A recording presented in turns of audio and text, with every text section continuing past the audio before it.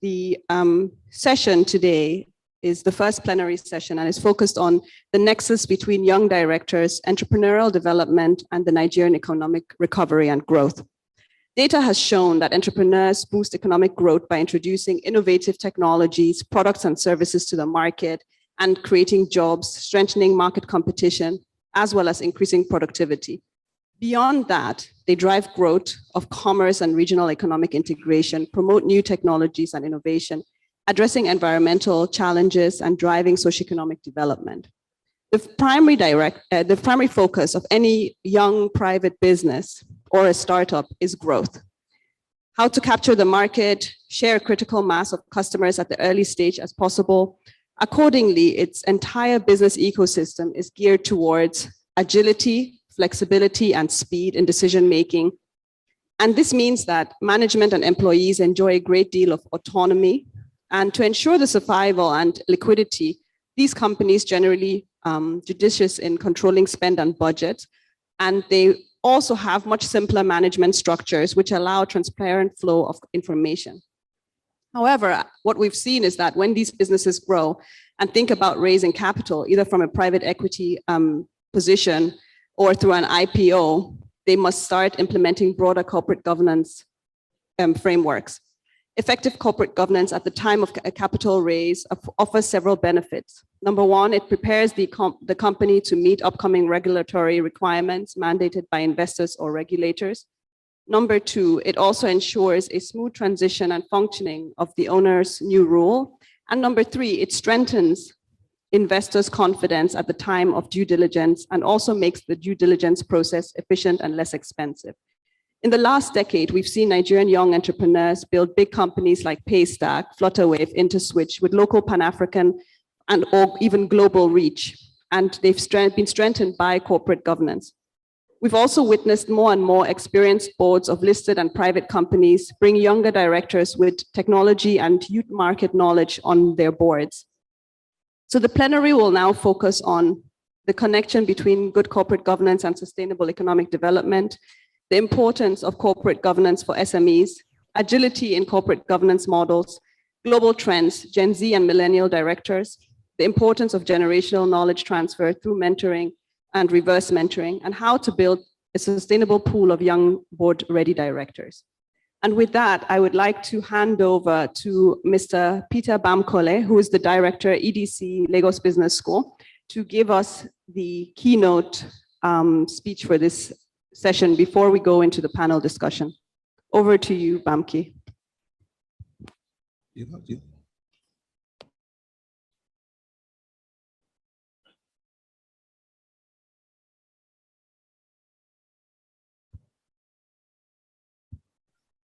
Bamki, can you hear us? Yes, I can. All right, there we go.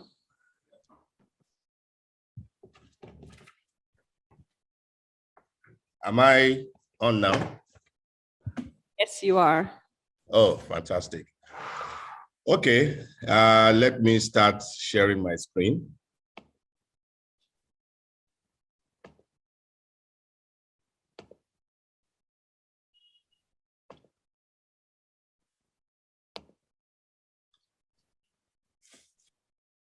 So good morning, distinguished ladies and gentlemen, and thank you, IoD, for the opportunity to be able to speak to this very important subject, which is the nexus between young directors, entrepreneur development, and Nigeria economic recovery and growth. Now, it's a very complex title, so what I plan to do is to take a bit of it, and then hopefully my fellow panelists will be able to work with me on the remaining aspects. Let me start by putting context in what we are going to be discussing today. The context is that if you look at the population growth in Nigeria, as at 2021, which is this year, the estimated population is over 212 million. Over 212 million. And That population, if you break it down, 76% of it is below 35 years. 76. So 3 in every 4, they are below 35 years in Nigeria. That is the context upon which our discussion is being anchored today. If you look at the last decade or so, the young people below 35 years have been dominating the sectors that we considered as the growth sectors now in Nigeria and indeed the world. If you take a look at the picture on the left-hand side of the screen, Nigeria will never have been in this picture if not for the bullish nature of the young people that we have today. The top 10, when it comes to real-time payments, Nigeria is actually number 6, ahead of Japan, Brazil, and indeed the United States of America. And I dare say that in a couple of years, Nigeria will probably overtake Great Britain to be in the top 5. Now, all of this has happened in the last 10 years, and we've been able to see unicorns grown out of Nigeria, primarily hinged on fintech. But if you look at the entertainment industry, that is also something that has grown significantly and have been dominated by young people. We have been able to record appearances and wins in Grammy Awards. If you look at Nollywood and all the rest, you see that entertainment has been a big one, and as at today, contributing at least 2.3% to GDP. If you broaden that a little bit and go into the creative industries, fashion, leather, and photography and the rest of them, creative industry is actually adding significantly also to our GDP. But perhaps the area in which we have made massive inroads and we've changed the business models is in the area of technology.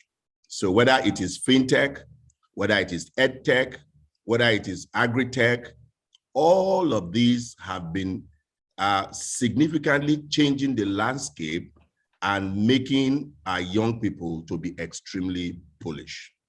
But not just in Nigeria. It means that Nigeria is no longer, the boundary for them. So the world is their oyster. In fact, across the continent of Africa today, young people from Nigeria are actually dominating all of these sectors. But more importantly, data seems to be the new oil. And those that are driving companies that are data-driven happens to be young people. And so that is the background, the context of how young people have been able to dominate various sectors, especially the growing ones in recent times. If you cast your mind back to elections before now, you will see that prior to now, the big ad companies used to dominate ad spend. But in the last 2 or so editions, young people are now beginning to dominate that as well. In fact, 50% of the spend when it comes to digital marketing and advertising went to young people. And so whether it's in the creatives they do or in the musical space. So when we now situate this within the Nigerian economic recovery and growth, there are 3 things, there are 2 things that we're seeing. The first is that entrepreneurs are going to be anchoring those growth. And this will be driven by 3 things. 1, innovation. And of course, you know that the young folks are very, very comfortable when it comes to innovating. Of course, data science. So whether it is artificial intelligence, machine learning, and the rest of them, they are also extremely comfortable in this space. And finally, it's around what I call beyond border solutions. That are things that leveraging on technology is able to solve problems locally, but transmit it across borders. So they are able to operate in multiple economies. And the young people are the one leading these ventures. In recent times in Nigeria, and we've seen a lot of VC funds come into Nigeria, but most of these investments are going into establishments that are led by young people.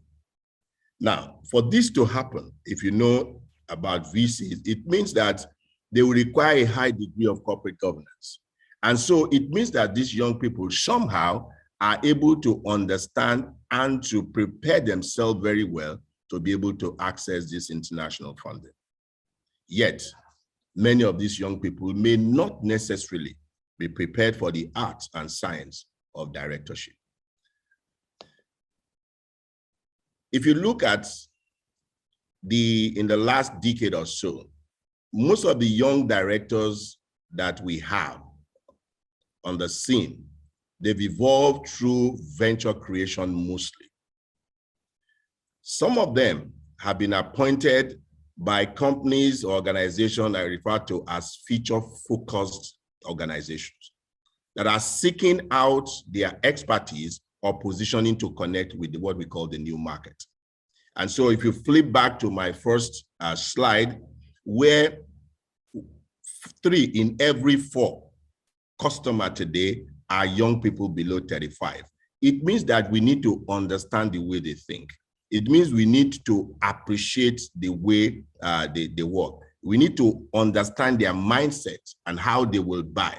So whether you are in consumer, fast-moving consumer product, or whether you are in high tech, or whatever you are in, it's no longer, if you want to remain in business, then it makes business sense to begin to think about putting young directors in the space so that they can continue to help us to think about how we access this big or this huge market. This is different from what used to happen before, and we don't have this anymore, where young directors get to be either by parental ownership or surrogate. Those days are gone. These people bring to the table special skill sets which the older generation struggle with in most cases, but they are very comfortable with, and that is the edge which they have. But unfortunately, they still need a little bit of this on directorship. Now, some of the reflections which I have, which I hope we'll then be able to go into conversation with, is that how prepared are these young people in assuming the responsibilities of being a director? Yes, they've been able to bullishly venture. They have ventured correctly. They have been able, through corporate governance, been able to attract foreign funding.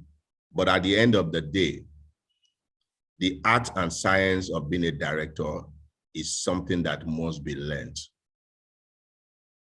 Just like when we were growing up, we used to have what we call management trainee. And so you get into the workspace, the first 2 years or so, they take you around various departments, they train you on a lot of things. And then after 2 years, they attach you to a manager in a department, and within 2 to 3 years, you then become a manager. So from day one, they already prepare you to be able to assume that responsibility of being a young manager. Shouldn't we be having the same thing for young directors? Perhaps directors in training programs. This is something that we may want to reflect or talk about. Secondly, can we have intergenerational experiences where the older directors bring on board young directors who may shadow them, and also they can learn from them. But in this cross-pollination, we will be able to accelerate the development of the young directors. Well, I will be joining my fellow panelists to deep dive and address this more and other questions that you may have. Thank you very much. Over to you, Nkem. Thank you so much, Bampi. That was great. And I would like to call on Mr. Adekunle Ajiboye, who's the CEO of Agimatics, and Mr. Chinua Azubike, who is the CEO of InfraCredit, to join us as we discuss this important topic. And I think we've really learned quite a lot from this. And I had prepared a poll. I don't know whether IT can put that poll up. The poll is focused on how many board members aged 35 to 40 does your board have? And there are many laughs in the audience. IT, can we pull up that poll? Okay, here it is.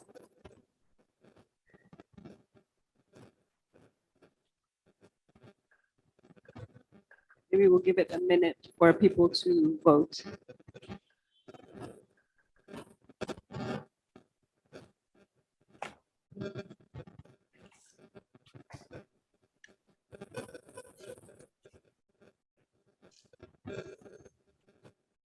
Do we have answers yet? I can't see them here. 0 is winning, okay. That's somehow what I had expected, unfortunately.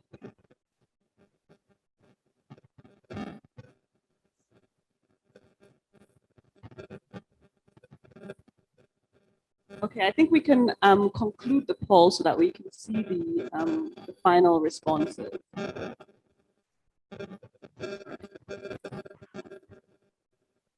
We have here 48%, if I read that correctly, that is 0. 26% have 1. 13% have 2 to 3 young board members, and 9% have more than 3, and 4% have more than 5.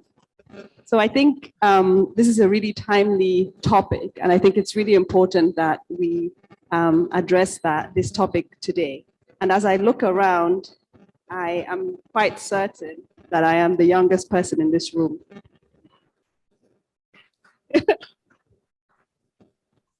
But that being said, we want to discuss today about really first of all, the connection between corporate governance and sustainable economic development, as Bamki has already pointed to. The sustainable growth is going to come from SMEs, and most SMEs are being run by much younger people, right? In Nigeria, we have 41.5 million SMEs and counting.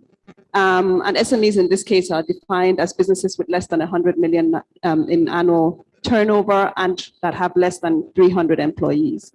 So Azubike, I'll go to you. What role do you think corporate governance plays in supporting growth of these businesses so that they can scale beyond the SME status and really allow us to see that sustainable economic growth and also reduction in our national unemployment rates and in turn, long-term prosperity for our nation? Thank you, Ken. And it's a pleasure to be among these esteemed panelists. Thank you, IoD, for the opportunity. So firstly, I think, when we talk about, especially in less developed countries, path to prosperity, innovation that enables, the ability to provide access to more affordable services for unserved and underserved customers is what ultimately drives, wealth creation, but also creates jobs. And I think that's part of the core of the conversation here around how do these innovative entrepreneurs, how are they set in within a context that allows for the enterprise to grow sustainably. And this is where, the question of governance comes in, because it's one thing to be smart, it's another thing to build a sustainable business. And to build a sustainable business, there's certainly the understanding, and I think this is where the whole conversation around, how knowledge, is shared and awareness is brought within, these class of entrepreneurs. to understand the essence of incorporating, best practices that promote transparency, and importantly, that can enable the achievement of the long-term strategic goals of the owners. And I think to the extent that these businesses ultimately require additional capital to scale, you cannot separate the importance of aligning the business model and integrating that business model to cater for these other interests. So yes, it is intrinsically linked, and it is linked to the extent that obviously governance is to drive prosperity, and prosperity comes from innovation, and innovation is driven by individuals that are entrepreneurial and are able to attract those opportunities. The challenge obviously comes with the nature of when the entrepreneurs naturally tend to be, like you rightly highlighted in your early statement, very agile, want to take decisions very quickly. And as a result of that, want structures that are very flexible, and that can enable that agility. And in doing that, sometimes they could miss out on the broader picture, or the much bigger picture here, which is, sustainability. And I think there's a saying about, if you want to go fast, go alone. If you want to go far, go together. And I think understanding that adage and incorporating that early is very critical. So it's I think it can be overestimated, the importance. It is the how that requires a bit more, I would say, an art in it, in incorporating these best practices, or more like aligning interests in a manner that ensures that at the early stages, it's integrated into the business models and how they're built.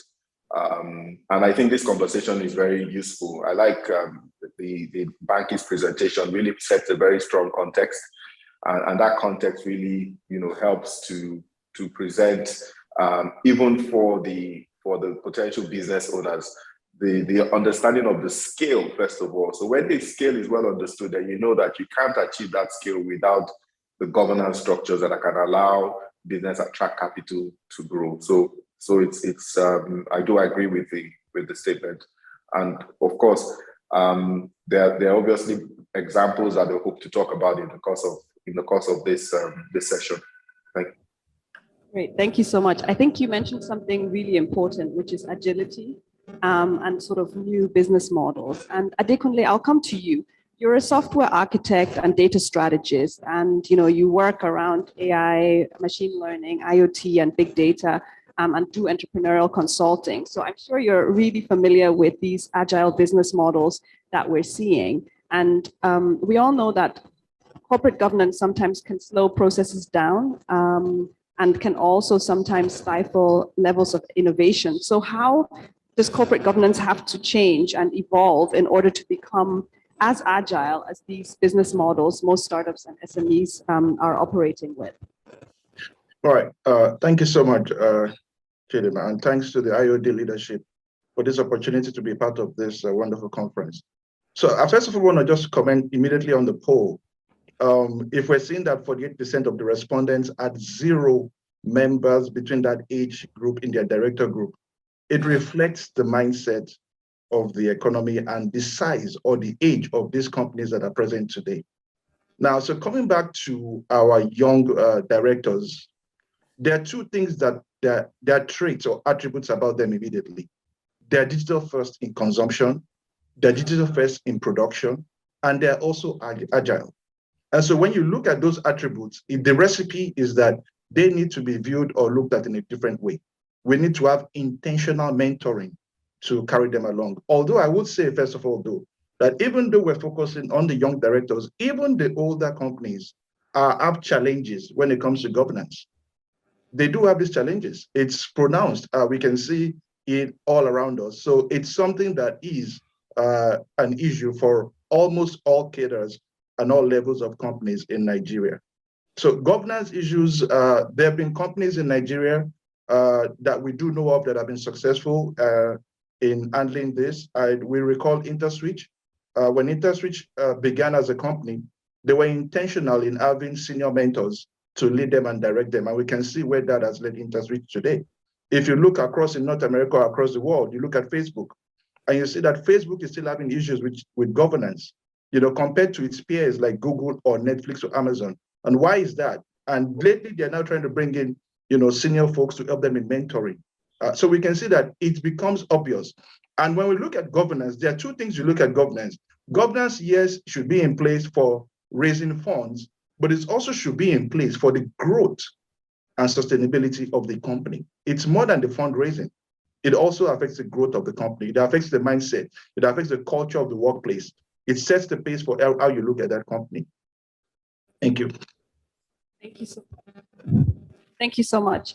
Bamki, I'll ask you this. So I know you've really studied quite a lot of business models of, all these fintechs and, companies that are really, really innovative, and as well as companies that are sort of going through a transformational pivot. So my question is, what are the corporate governance, the emerging trends that you're really seeing, and how do these impact our traditional board structures, right? And what processes in scaling businesses or businesses undergoing a transformational pivot are being put in place to sort of transform corporate governance as well? Okay, thank you, Nkem. First of all, you understand that it's actually a very big struggle transforming from an entrepreneurial organization to a well-structured corporate organization. It's a very big struggle. Partly also because of this issue of agility. I can take decisions very quickly. We can move because we don't want those type of structures to limit or to restrain us in responding to market dynamics. However, there is something that Adekunle mentioned, and this is very, very, very important. Yes, I agree with you. We don't stop at raising funds alone. Managing growth and helping to stabilize, you need those corporate governance structures. So it's not about raising funds alone. And that is where the challenges come. From what we have seen, there are some very good examples that we have here that understands this very clearly. And they have, from the beginning, said we are going to go through this, in quote, difficult routes. I'm glad you mentioned InterSwitch. Michel Elegbe actually was very, very intentional from the beginning around this. And they have seen the dividends paid off. This makes a whole lot of sense. And we're seeing the similar thing with Flutterwave and Paystack and the rest of them. So the challenge is that it's a mindset issue. The owners or the promoters of these small businesses must make up their mind from the beginning that yes, we will be answerable to some kind of other people based on governance structure, but we will still be able to achieve all that we want to achieve so long as we can sell our vision correctly. And because others have done it before, those people that I have mentioned, then that becomes like role models for other young companies that are in transition to be able to do it. There is no big deal about it. The only challenge that some of the small businesses that I have worked with shy away from this is that they want to have total control. They want to have total control. They want to make sure that other people don't know what is happening. They want to be able to spend as they like because they built the company. But at the end of the day, if you think of long-term, if you think of legacy, if you think of the organization going beyond you, then there is no choice but to you to accept and to follow those best practices in governance practices. And we have seen that some of them are beginning to do it. But it's a struggle, I must say. It's a struggle. Thank you very much. I think we're also seeing sort of board structures change, where you now have more and more boards with IT committees or digital strategy committees and digital transformation committees. and you're seeing a really big part of risk committees starting to look at cybersecurity, data protection, and things like that, right? So I think that that is also a really big shift that we're seeing. And what is happening is that there are a lot of business models that seem to be rock solid, but are becoming completely obsolete, right? Because industries are being disrupted, and we're seeing also a new generation of consumers that is emerging, right? And with that new generation, they have different needs, different demands, and different expectations of what your businesses are going to provide for them. And for that, I think it's really important, and we've started seeing this, and the polls sort of showed how few businesses are starting to implement bringing younger directors on board. So I think for me, it's really interesting to sort of see this trend happening. And I would like to ask you, what role do you think young directors, right? So we're talking directors 35 to 40 maybe, right? Or even younger, right? So in the US, for example, we're seeing a lot of future boards starting to have directors that are as young as 25, simply because they're Gen Z and they understand the target market of those organizations. So how do you think these Gen Z or millennial directors can really play a role on transforming companies and business models and strategy, as well as we're seeing these sort of shifting trends that are going more towards digital and technology and changing consumer trends? Yeah, thank you, Kem. So I think you're quite right, and it's more of a business strategy that I think will become a natural evolution. But now, in terms of proactiveness along those lines, because as the market evolves, and we're clearly seeing that demand patterns are also evolving, and products are also having to adapt to new customer preferences, and so it is a business strategy. And I think for those who are integrating into their decision making, the intellectual mindset for those who can, the younger generation directors, and that can bring that new perspective, it's necessary and strategic. For those who don't, I think they will ultimately struggle, because clearly what we're seeing, and I think the early presentation, the Banky's presentation, is quite reflective of how generational wealth is evolving, right? So if you look at over the past maybe 20 years plus in the country, and the wealth creation that has happened, and over the past 5 years and going forward, the new level of wealth being created is a reflection of the direction, and it's more a knowledge-based economy that is evolving strongly towards. And what was oil, or what was gold or oil before, isn't the same anymore. So there's a natural shift where you're asking yourself, where will these businesses today be in 10 years' time? Because the rapidness of changes in technology and consumer demand is far outweighing the responsiveness of a lot of these companies. So I sense that these are going to be necessary and going to be strategic for businesses who want to continue to exist over time, to incorporate these decision makings into their strategy, and this will be at the board level. I think my personal experience, at the time I became a director, I was less than 40, but I got involved as initially in the startup phase of InfoCredit. But I had the benefit of a diverse board, and these were the sponsors, the Nigerian Sovereign Investment Authority, and also the Africa Finance Corporation representatives who were involved in nurturing the institution at the early stage. But having that benefit of interacting with that diversity and that experience has actually been quite rewarding. And the ability to see similar type of support systems exist, where in developing business models from inception, you have that diversity, and also importantly, you have that benefit of the handholding. It's very critical. So for me, I see this as more of a business strategy.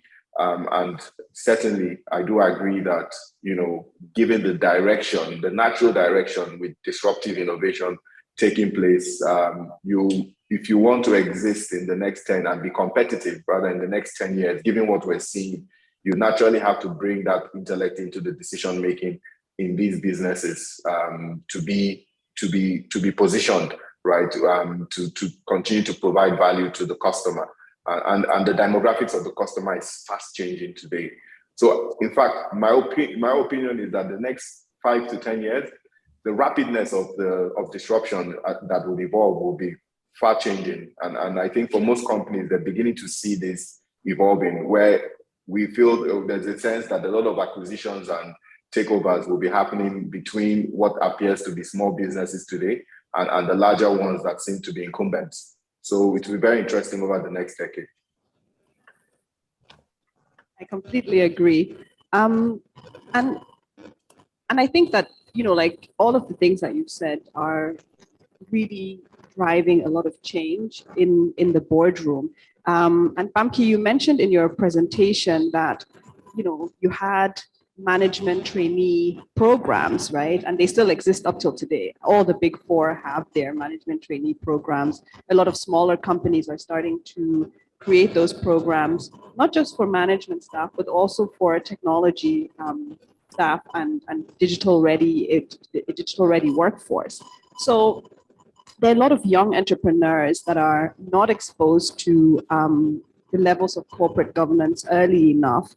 And so how would you structure these type of programs, right? How would you create a program like a management trainee program that young people can participate in order to really be exposed to all the things that encompass corporate governance and learn what it's really about, and maybe also have opportunities to see how this actually works, right? Because corporate governance could be quite abstract. And then as a follow-on to that, how can organizations like IoD provide boards with exposure to this new type of talent that have that entrepreneurial mindset, new ideas and relevant market experience? How do we bring those two worlds together to really create prosperity for our nation, right? Because if we want to accelerate growth, we need those two components to really come together.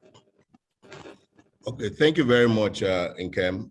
I think we have to reflect on it from two sides. First, from the older generation, and then from the younger generation's perspectives.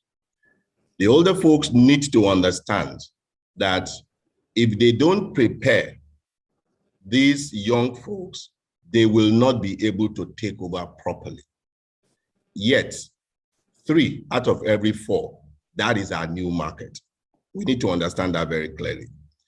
A few organizations that I know, even before we talk of board level, at the various strata of management, mid-level, all of that, they are putting young people there for 2 reasons. One, when it comes to disruptive innovation, it comes from them all the time. It might be difficult for some of us, but what I do, for instance, is that we took a plan and said, in 3 to 5 years, we wanted half of our workforce to be young people.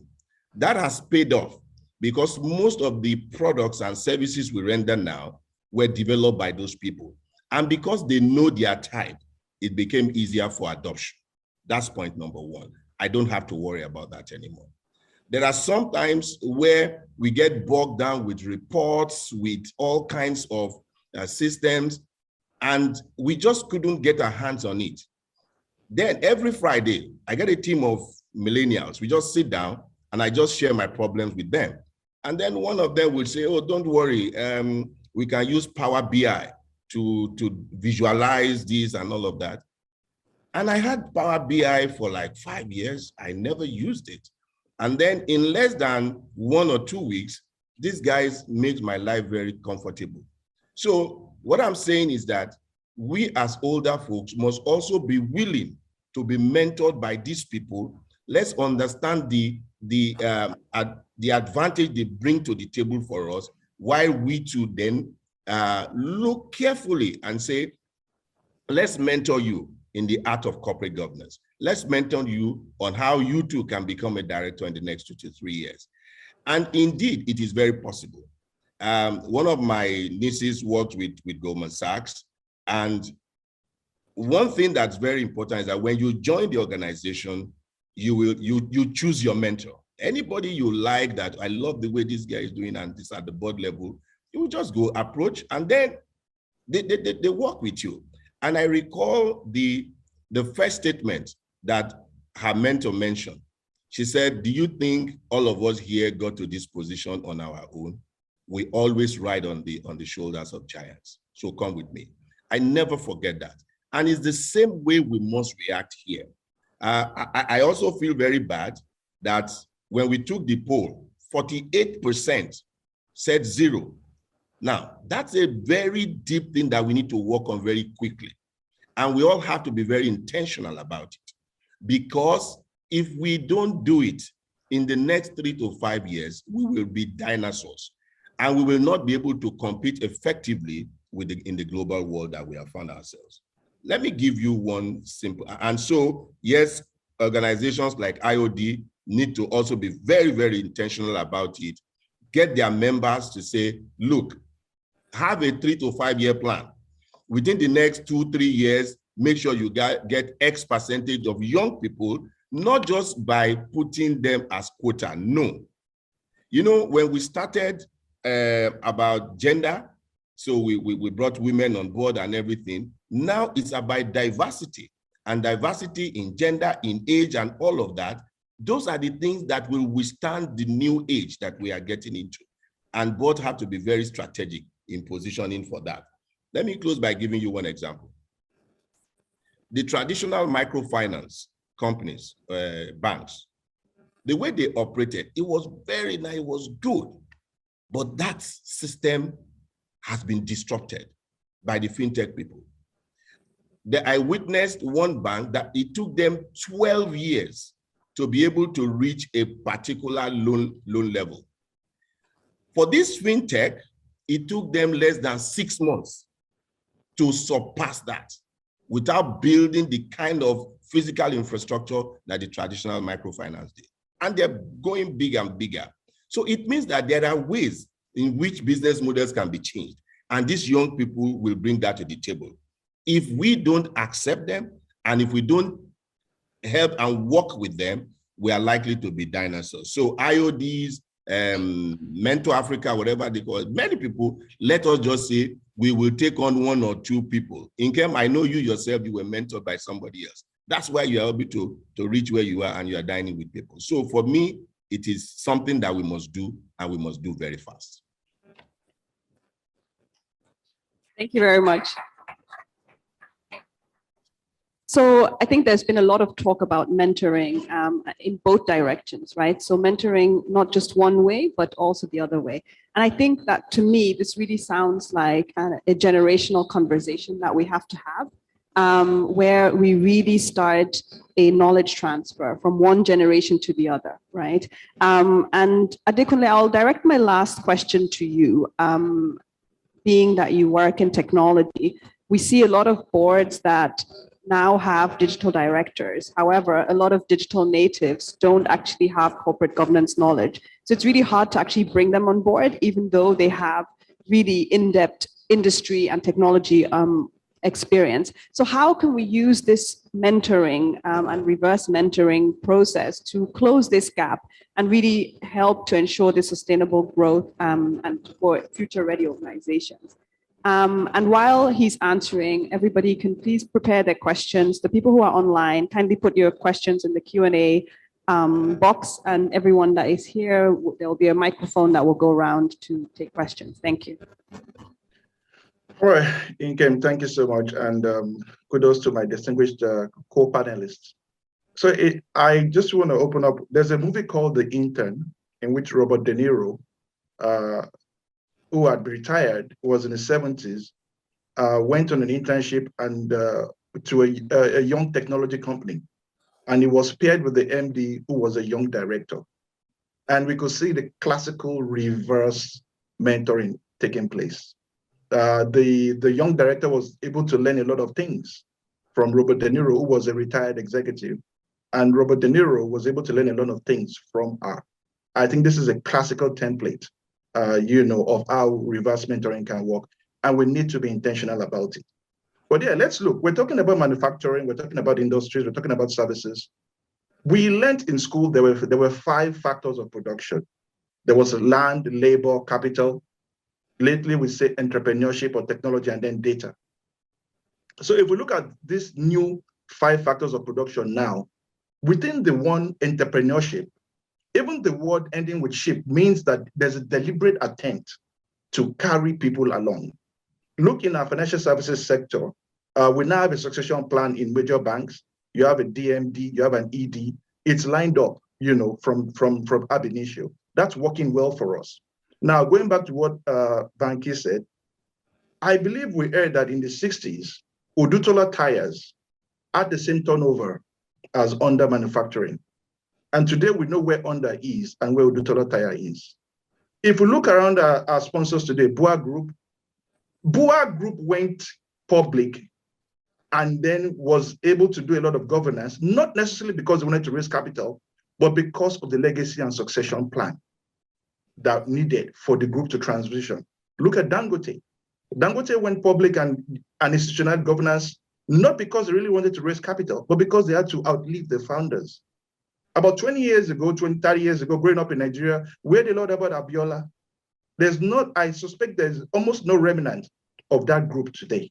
So if we don't want to be dinosaurs, directors today, companies today, we need to be intentional about the mentoring. If you look at the IoD needs to partner with other institutions. Look at what FCMB is doing in terms of SME, Wema Bank is doing something, Tony Elumelu Foundation is doing something, but we need to go beyond saying we're raising funds, we're doing hackathons. We need to institutionalize mentoring for the young directors and help them understand what is required. It's beyond technology, it's beyond being smart. There's a Yoruba proverb that says that what the elder can see ahead, the young one cannot see it. So we have to be intentional about this, and the IoD has to play a major role in making this happen. Thank you. Very much. I think that was really, really apt. So I think we can go over to questions. I think there's someone going to go around with a microphone. So if you can just indicate by raising your hand if you have a question, and then we'll also take some of the questions from the online chat. There's a question over here. Thank you very much. Good afternoon, ladies and gentlemen. My name is Umar Ibrahim, immediate past Managing Director of Nigeria Deposit Insurance Corporation. Talking about skills acquisition, mentoring, and developing young people, I would like to say that in the first place, about 10 years ago in NDIC, we reckoned with the fact that there will be a natural attrition of our staff. The corporation was started 30 years ago, and now we have less than 20% of the pioneer staff in the corporation. So we undertook a deliberate program of annual hiring of young people. As we speak, I think about 80% of the corporation staff are below the age of 40, and they are IT savvy. We reckon with the fact that there is a rapid development in the banking industry, and we need to catch up. I just mentioned this, by the way, just to key into the issue of the need for us to embrace young people. I'm a father of 7. I think 4 of them have been struggling on their own after their youth, or they decided not to work for anybody. One of them has embraced or is into mining, both in Kano State and Plateau State. The other one is in ICT. And there is a young lady who is into fashion. Now, my experience with them is that we need one another. Even when I was in employment of NDIC, I had to create time, be with them, discuss with them their business models, their aspirations, their concerns, and so on. And all I was trying to do, and I'm still trying to do, is to encouraging them to also try to make them see the downside, the risk side. I have lost some money by helping one of them who lost money during his mining activities in Plateau, for instance, because of competition, because of illegal mining, because of incursion of Chinese, because of issues of licensing and so on and so forth. I have been encouraging them to belong to the IoD and other professional bodies. As parents, I believe in the first place, we need to appreciate that. On retirement last year, earlier this year, I decided to go into one or two ventures. Again, to give an example, and coming from the background of NDIC and knowing fully well how fintech is thriving in this country, I said, let me try to establish a fintech company. So of course, I had to run to my son, who is an ICT engineer. I said, can we create a fintech company? And I went to the Fintech Association of Nigeria. And they said, you are welcome, we will support you.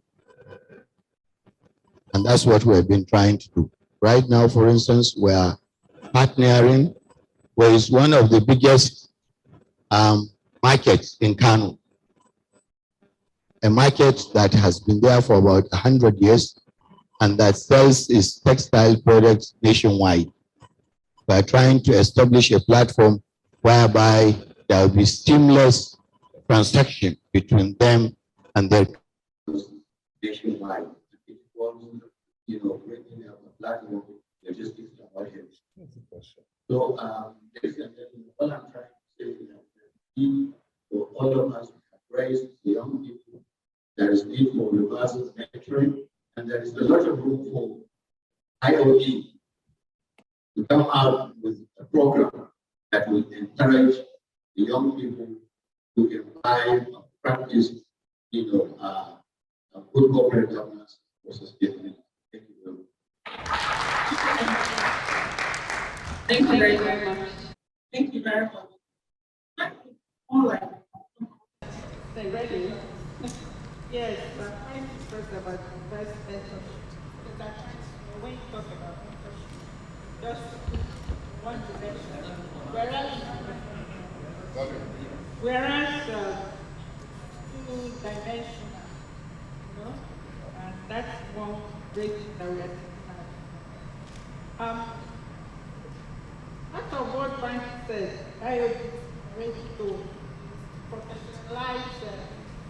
professionalize the directorship. So it's not just enough that we are registered, but that we are working towards the chartered directors. There are certain things that go through. And of course, we not only have the awareness, we will also have practical experience and mentorship that is well structured and standardized. That's what we are trying to do. Apart from the fact that we have our independent directors training, certification, provides sort of funnel or pipeline of directors, whether you want to do entry Perfect. Thank you so much. And I believe that IoD actually has a Young Directors Conference and program that they are working on. So I'm very excited about that. And I also know a lot of other corporate governance focused organizations that are grooming future-ready directors and have young directors programs as well. So we'll go over to you, sir. Thank you very much. Thank you. Good afternoon, ladies and gentlemen. My name is I run a group called Unicorn.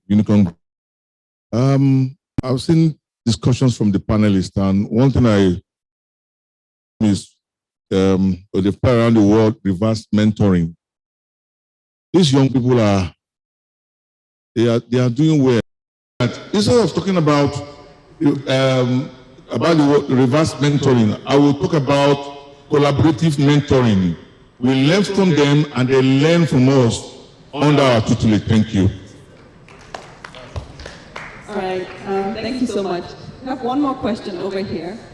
I just wanted to comment on that, right? Without risk, there's no innovation, and without innovation, there's no growth. You need people to take risks, you need people to fail in order for the next business to succeed. That is the business model of the future, and it's not going to change. And when we look at, sort of risk and prohibiting, growth because we say, oh, we don't understand it, or this seems out of this world, right? The reason why Jeff Bezos and Richard Branson went to space is because they believed in their moonshot, not because of corporate governance, right? So I think we need a good balance. So we'll go over to you for your question. Thank you very much for the opportunity. First and foremost, I want to thank the panel, the presenter in particular. He raised some issues, especially on how to take care of this the new generation, that is the jet age. You see, these are young people full of ideas. They want to move, and they have been doing well, so to speak. They think more of how to move quick, and less of how far. You understand? So this mentoring, I'm happy to hear that the Institute of Directors have a program for these directors, and that is one thing the presenter mentioned. Directors in training, in addition to management in training, they have mentioned that is very important. And this paper is so loaded, it's too loaded that justice was not actually done. We didn't talk much about what corporate governance is all about, the details, and then even the multi-sectoral component, we didn't discuss it. We mentioned entertainment, fintech, and all that. There are a few other areas which these millennial group are not interested in. That this is a training by IoD should be able to direct their attention, their energy, to those other sectoral aspects that they are not interested in, because they can still do well if we're able to harness their energy and then their direction to those aspects. So please, the IoD, in addition to those areas they are interested in, our program should be able to see how to direct the energy to those areas they are not interested in. And then we will teach them training on corporate governance. Thank you. I think we have an audience full of speakers who actually want to be on the panel. And with that, I think I'm going to take the questions from online and then hand back over to my esteemed panel to answer. I do think that the questions are really... There's a question from online that says, and succession to leadership term pursuit. What proposed to stem the exuberant millennials to mature them over? So that's one question.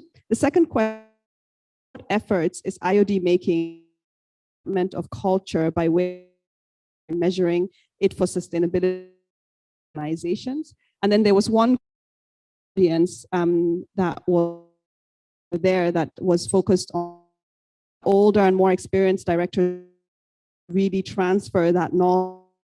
I think we're mixing up, right? A lot of people talk that they have in their organization more young people into the organization is not your board. Right? Very big difference.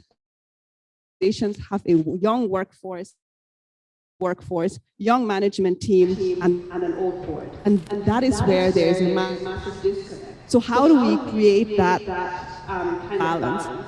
And maybe I'll just let everyone sort of touch on it. So Bamki, we'll start with you, followed by Chinua and then Adekunle.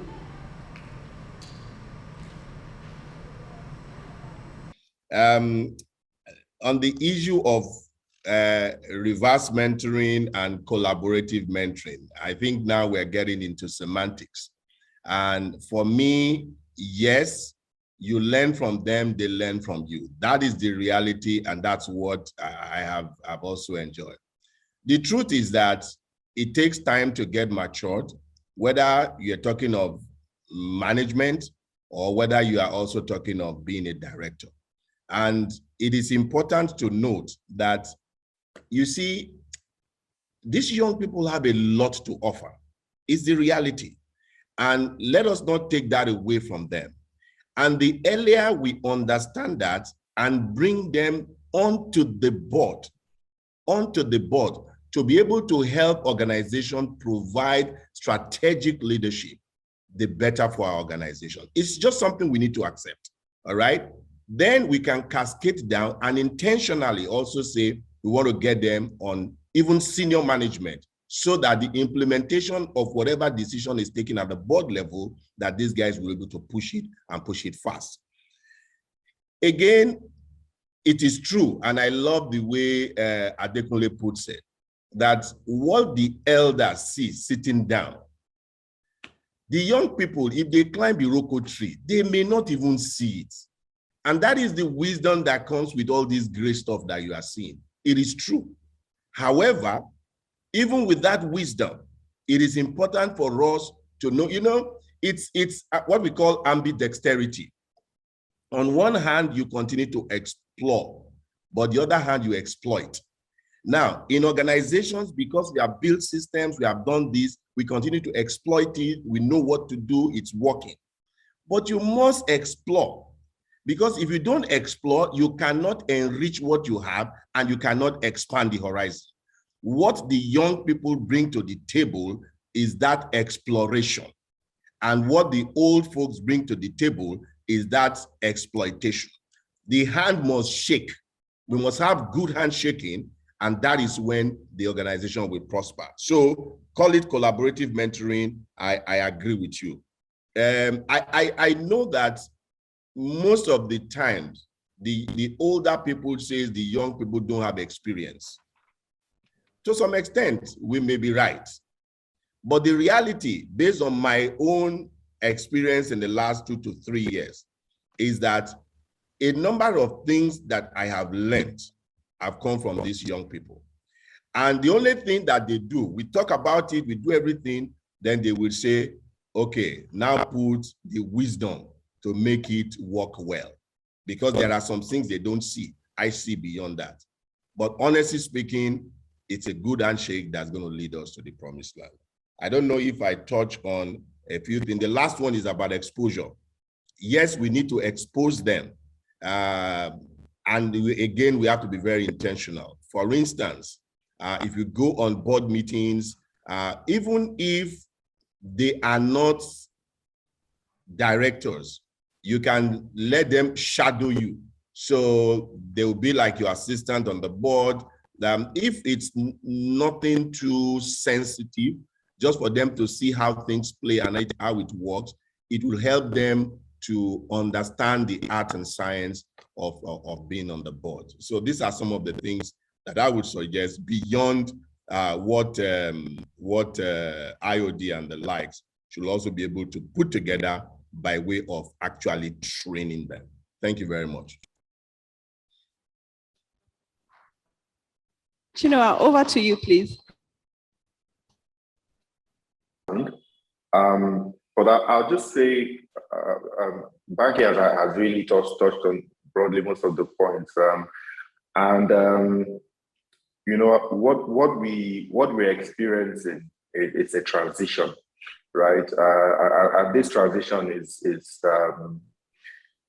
very natural, and it's really not something you can wish away. It's happening, right? So we're seeing transitions in business models. We're seeing transitions in terms of just the demographics, and therefore the conversations really it's already happening in several boardrooms. And my early point was that this is more of a business strategy than anything else. And those who are already focused on implementing that strategy will be the winners. And on the other hand, there are two ways to this. Knowledge in itself, it has a process. And I think, my experience has been that, one has to be humble to that process. There's a saying that you can plant a potato and water it twice as many times, but it won't grow twice as fast. So there's a balance between both dimensions. Understanding that for the incumbents, or what you may consider as the incumbents, there is a natural transition. What we define as disruption or innovative disruption, it's a natural movement that would evolve in the next few years.